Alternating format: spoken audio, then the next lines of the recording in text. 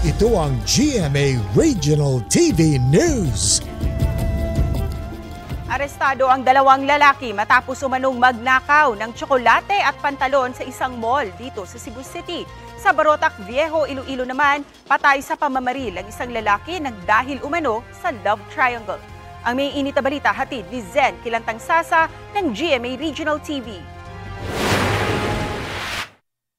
Nakahandusay sa kalsada ang isang lalaki matapos barilin ng isang security guard sa Barotac Viejo, Iloilo. Base sa investigasyon ng Barotac Viejo Police, love triangle ang posibleng motibo sa krimen. Lumabas na nabuko ng suspect na katshot ng asawa niya ang biktima. Gamit ang account ng kanyang asawa, niyaya ng suspect ang biktima na makipagkita sa bahay nila.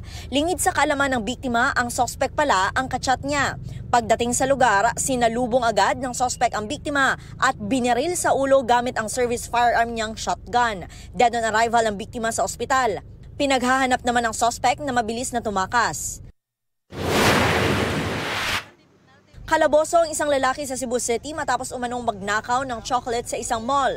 Ayon sa pulisya, nahuli ng mga gwardya ang lalaki. Bukod sa chocolate, nagnakaw din siya ng 2 pakete ng cable wires. Umabot daw sa mahigit 2,000 piso ang halaga ng mga item.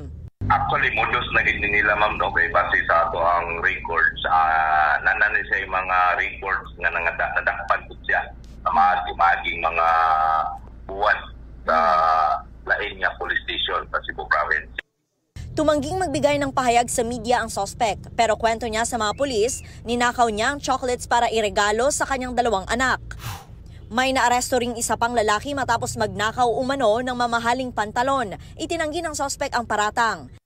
Zen Kilantang Sasa ng GMA Regional TV nagbabalita para sa GMA Integrated News.